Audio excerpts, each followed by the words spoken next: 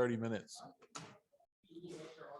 I mean, I'm about to answer all of the questions in the next 30 minutes. If you're smart, you're going to type them in as I go. I'm about to start now. I'm not holding on. Yes.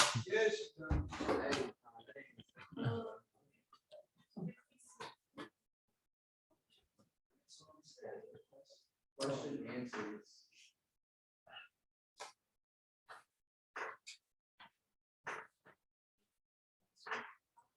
Yeah, it took a while trying to find everything. Yeah, I can't find it. Did I just pass? All right, let's walk through this. I don't want to go through it again, so I'm gonna walk y'all through it briefly so you all can figure out. All right, so we started with these assumptions. Hush. Yeah, the cost of the oven. So I assume that you already read it. Okay, so you got to go back and read it if you didn't read it. Cost of the oven was $350,000. The risk-free rate was 3%. Market beta was 0.8. The risk premium was 5.5%. Cost of debt was this. Cost of equity is this. Tax rate was this. And all of that should already be in there for you. So to find the weighted average cost of capital, basically what I did is what is in front of you right now. I'm going to literally read it off as you all put it in. So I basically did 1 minus B11, that's going to be your cost of equity, divided by B11, which is your cost of debt, plus your cost of equity, 1 minus B11. And then in that times, and then we had B9. B9 is the actual cost, is going to be your cost of equity. And you're going to do that plus, so all that's in there, plus your rate, plus the debt over your cost of debt, plus all that junk. And basically, if you'll remember, it's basically this formula here where it was, remember, it was equity over debt plus equity times the rate of equity. And you're going to do that plus debt over debt plus equity times rate of debt. But does anybody remember what was the last piece? What does this piece represent? What was the last piece to that equation? What's special about debt from a tax standpoint? Yes, you're absolutely correct. What's special about debt in a tax standpoint? You speak up. Right, you can write the taxes off the debt. So you do 1 minus the taxes, B10, or rate of tax rate.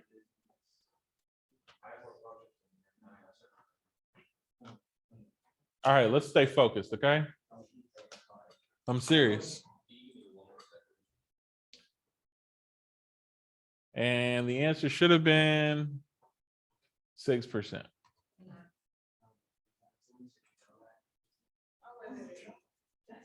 Mr. Brooks, can you go back to the equation? I got 6.30. Okay. Oh no, I went back there. Well, I mean, I can, if I do this. Okay. Yeah. Okay.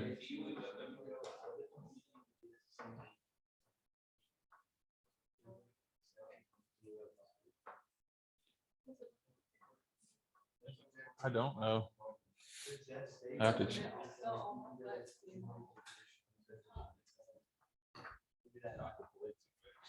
It's not that high. Oh, you got one.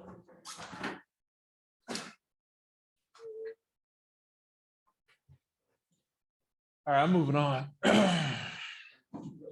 the cost of debt for the summer was 6%. 6.34%. Yes, that's correct. All right, so we did all of this already, should have been created for you.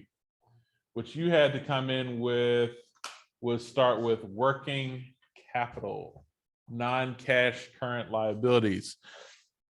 And basically what I took is I took the non-cash ones and subtracted the current liabilities.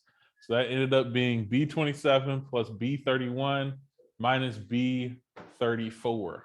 That was for working capital. Working capital. That's your non-current, that's your non-cash current assets minus your current liabilities. Y'all got that? And then I dragged it across. Grab the little blue square at the bottom right and drag it across. Your change in working capital doesn't start until the first one, but basically it's B40 minus C40. That's what I did. So B40 minus C40, and then dragged it across. So you have C40 minus D40, E40 minus D40 minus E40, E40 minus F40, and so on.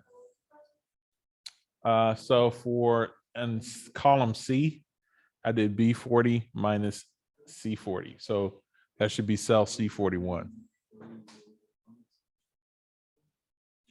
All right, moving right along. The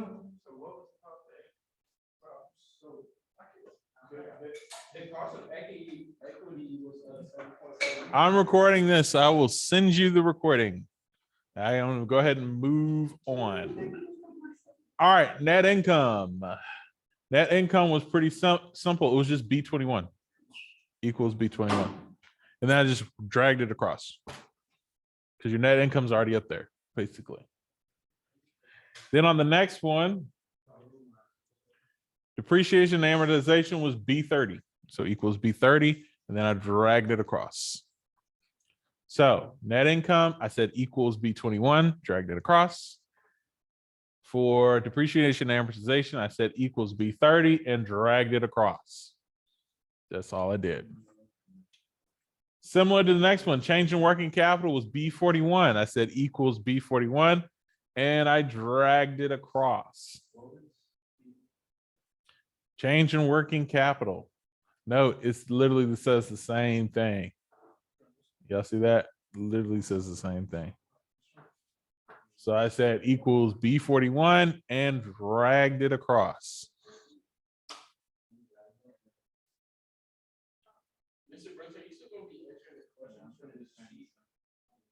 You want me to finish this first? Okay. All right. So we said equals B29 for 47 and then drag that across. All we're doing is taking those previous rows and dragging them across. That's all we're doing. And then last, the after-tax salvage or terminal value is going to be B31 and drag across. So I'll go straight back down for net income, B21. Depreciation, B30. Change in working capital, B41. Capital expenditure, B29. After-tax salvage value, B31.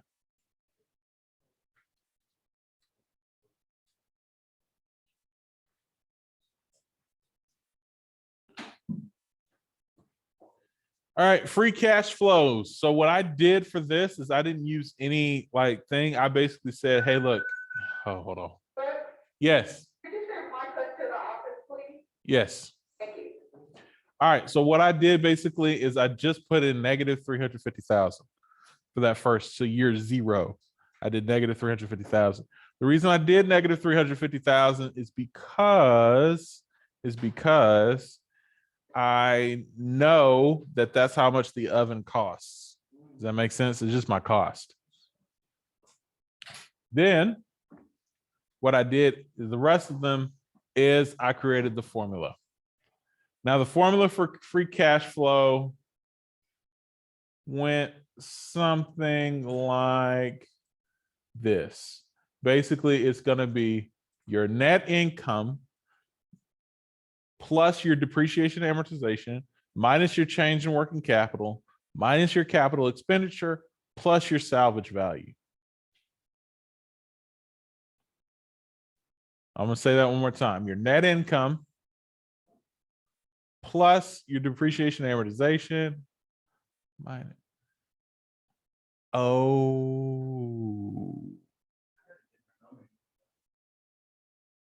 Did you do 56?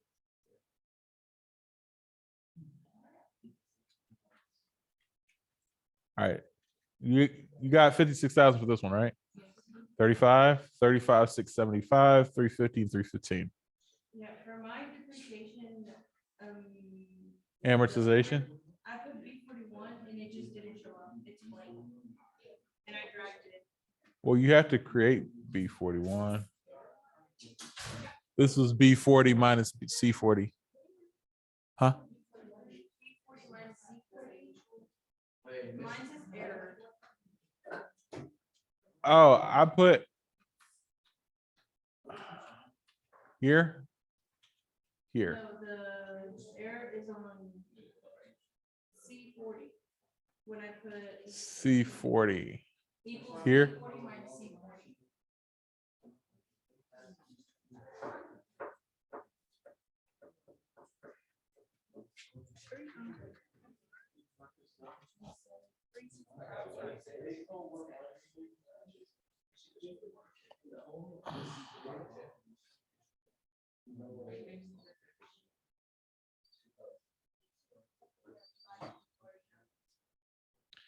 Yeah, something's wrong up here. Hold on. Hold on 1 second. Yes. Yeah, let me go back. Let me go back. Shh, hush.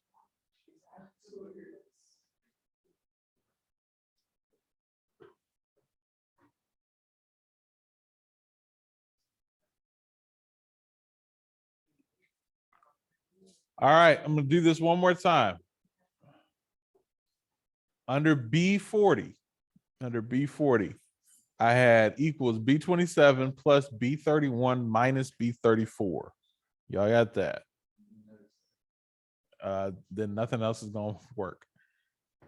I have B27 plus B31 minus B34. Then for 41, B41 is blank. B41 is blank. C41, however, is B40 minus C40. Because it's the change in working capital. You're not going to have a change in working capital in year 0. You'll have a change in working capital after 1 year. So you're going to do B40 minus C, this minus this, B40 minus C40. That's C41. Did it change everything? C41, B40 minus C40.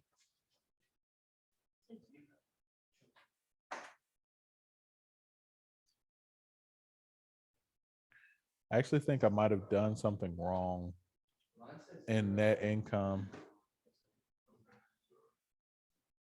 But hey guys, I want to try something else. I want to do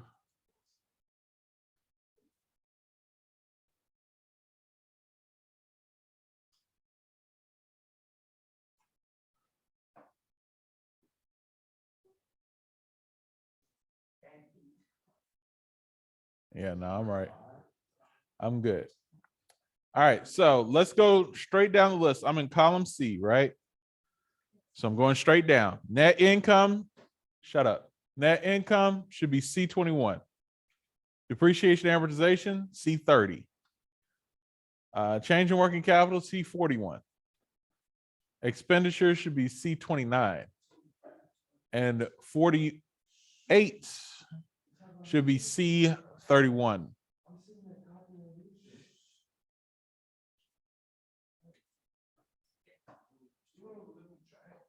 Y'all getting the same numbers I'm getting? Good. No?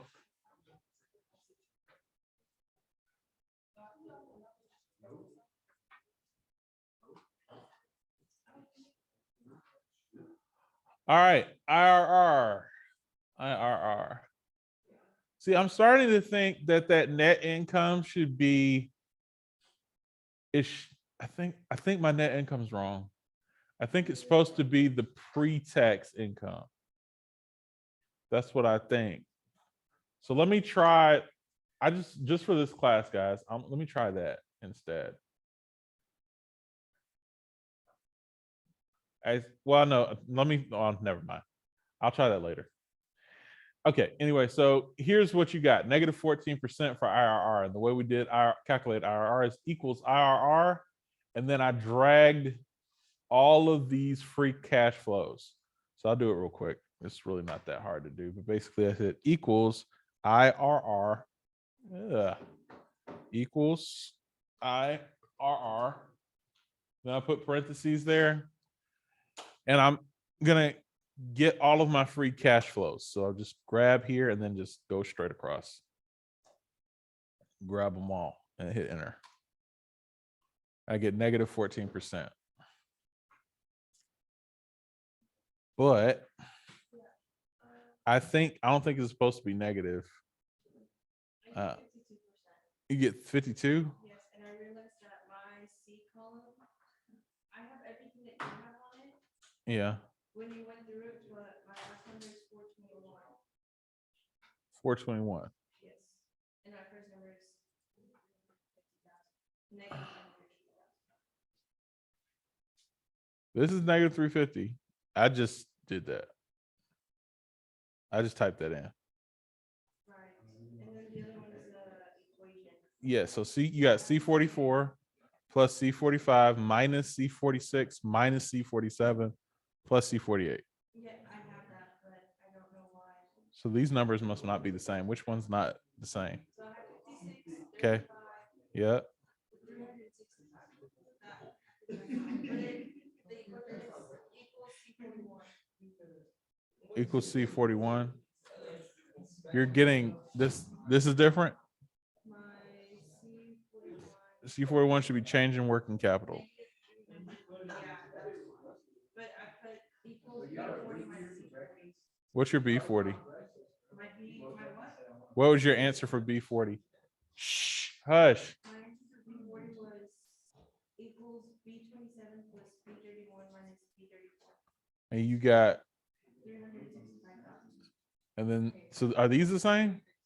Yeah, those are the same. 329, 25, 294, 275. Okay, 259, 225, 224, 175, and 189, 175.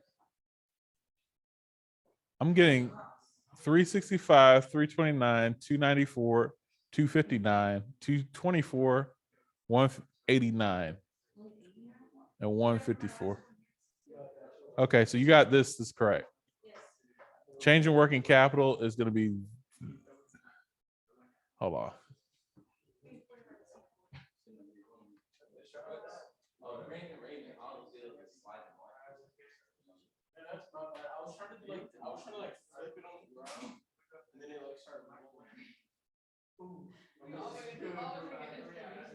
Oh, everything is. You know, when I try to run all your answers are. Well, you want Carolina Reaper this? I'll leave one to you. Eat the hot chip. Eat the hot chip. It's not even in a package. Jelly bean out of pocket. No, I'm literally telling you. It's so right there. No, it's so hot. If you need to, you can. Hush. If you need to, you can go up here, grab this, and bring it over. That way you'll stay in the same column. It's. What? Oh, yeah. So you can. Okay, when I do that, it's just my math is wrong. Cash flows. This is my value is wrong.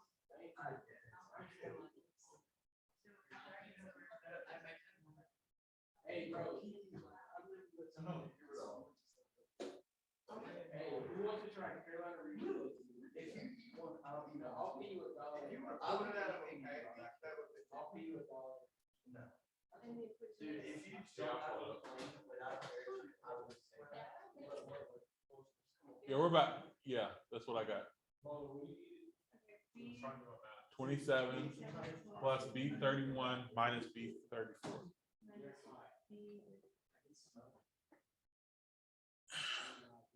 and then go straight across.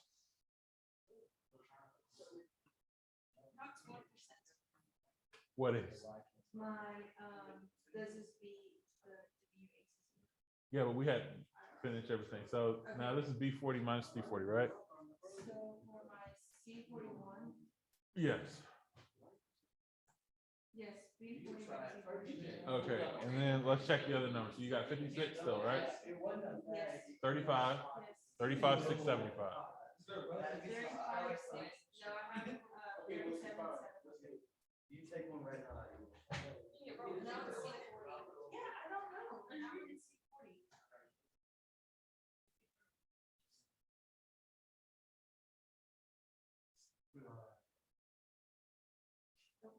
I don't have a-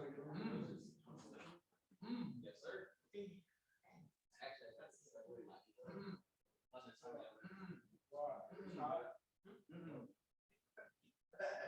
that is so bad. Yes. I did it once. So you lied, you did not have a hot one. But it's bad. It's bad. BJ, sit down. Hey, put it in. Let him qualify. It's bad. You're good. This is gonna be so good. Then why?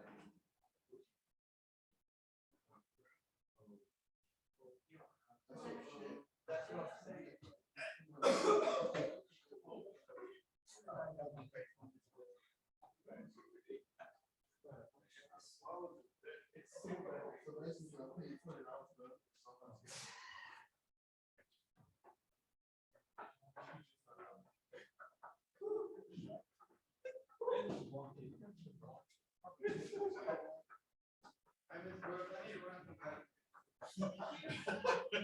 What was it? Hey, Elrod, be careful about scraping your thing on the floors, okay? I know. Okay, let's get back to it. What are you doing? Miss Brooks, they gave him a spicy jelly. Miss Brooks, I gotta go to the bathroom. I'm gonna quit.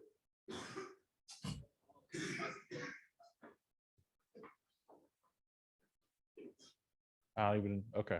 No, we did it. All right, let's finish up. Equals IRR. And then what you're going to do is after you hit equals IRR, you're going to use B49 through H49. So the way I did that, I'm going to show you just one more time. So equals IRR, parentheses. And then inside those parentheses, you're going to start hush. B49, and then you're going to drag all the way through this column. You want all of those values. Your IRR should be negative 14%. Does this beat the WACC? No. Remember, our weighted average cost of capital was 6%. So obviously this doesn't beat it. But since it's so off and so different, that's why I feel like I made a mistake earlier. But since I'm the only one who has to grade it, who cares? All right. Yes. You can get negative 14%. You got what? 1%.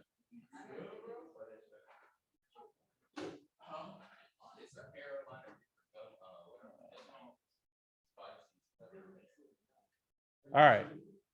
So let's check your values. B49, negative 350,000, 20,000, 26,000, 32,000, 37,000, 37,000, 37,800. These are different. Mine are different than that. Oh, wait. My 20,000 is the same, but my 60, my 26. C44 plus C45 minus C46. Plus C48. My equation is right.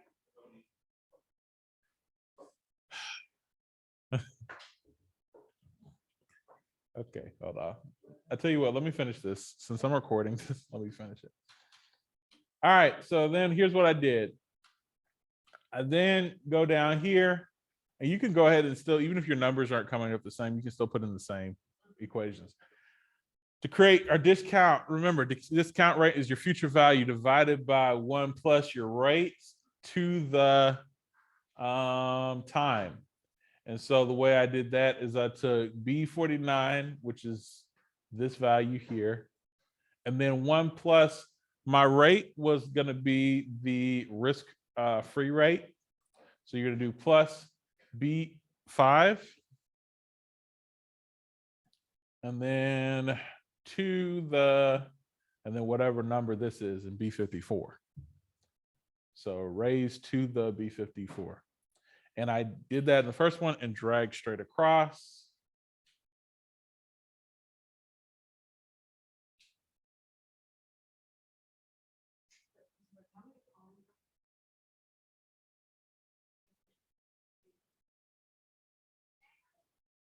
All the way to H. Yeah, all the way to H. Wait a minute. Grab the bottom.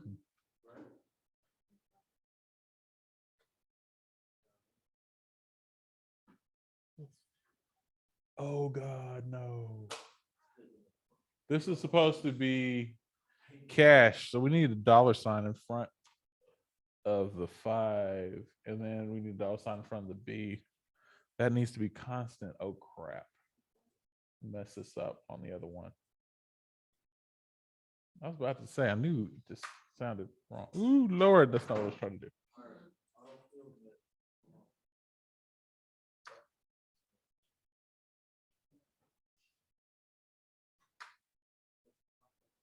All right, and so basically I put a cash number, I just put a cash sign in front of B and 5, just so that it would stay constant.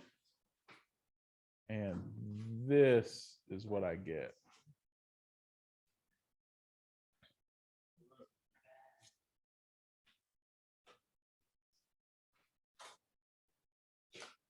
Okay, here's what I want to try with you guys, since I'm changing things from the last time I did this anyway. Let's try profit before tax. So instead of using B, instead of for net income, instead of using B21, let's use B19 instead. I just want to see what that does. So for under B, I'm going to do equals B19. And then I'm going to drag straight across. And I'll see what that does. It makes the IRR 1%. Now mine is 13%. Now it's just 13. That's weird.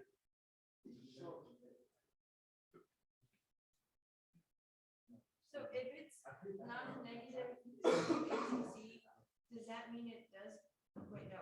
If it's a negative, if it's a positive IRR, does that mean it beats? Yeah. No, it's not going to beat the WACC. The WACC is still 6%. So it has to be above 6%. Yeah. But your cash flow now, but it's still negative, but it shouldn't be as negative. Oh, Lord, what happened?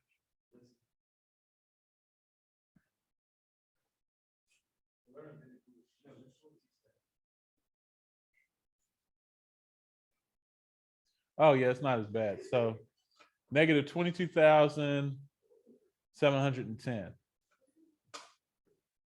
This one, NPV, it's just the sum of all of these cash flows.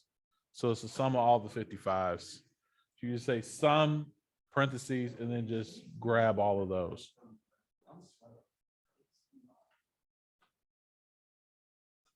All right, now that's it.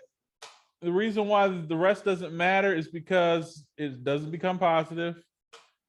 In this particular situation, our IRR either was negative or it was 1%, so it doesn't really, it's not really that great.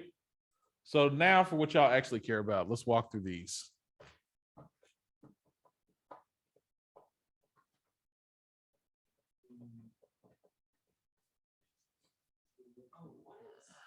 Oh my gosh, you could have answered this.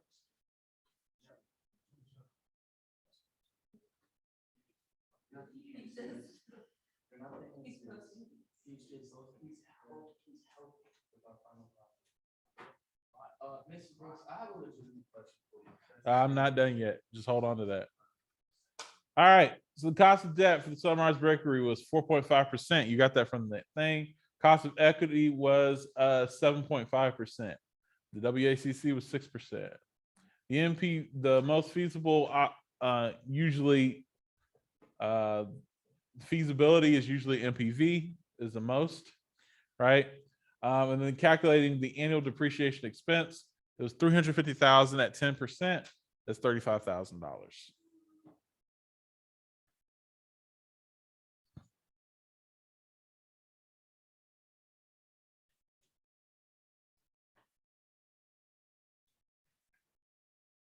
What is the after net tax income for the next 6 years? All I did was take that line back in your sheet and I just copy and pasted it. After tax net income. So that would be line, yeah. That would be, yeah, 21, line 21. Calculate the change in working capital from each year's. I think that's line 41. Yeah. Line 41. Number 8, what is the terminal value at the end of year 6? You can find that by going to terminal value, which is H31. And it should be 140,000. Number 8.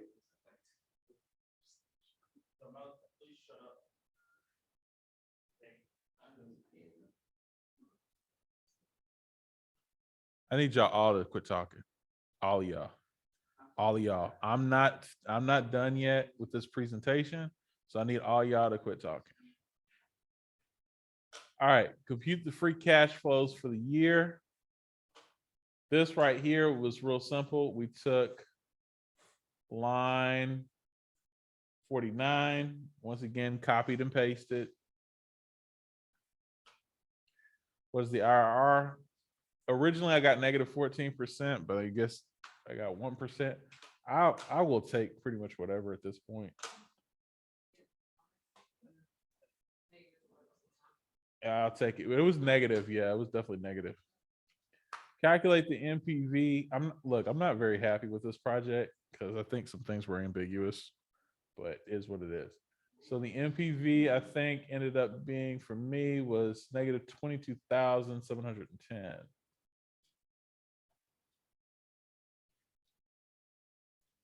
I use a payback analysis. How many years until the project pays off the investment? It won't. I mean, obviously, if your NPV is negative, it's not going to work. That's 13, right? And the last one, should Sunrise Bakers repurchase the new oven? The answer is no. They don't recoup their costs. That's it.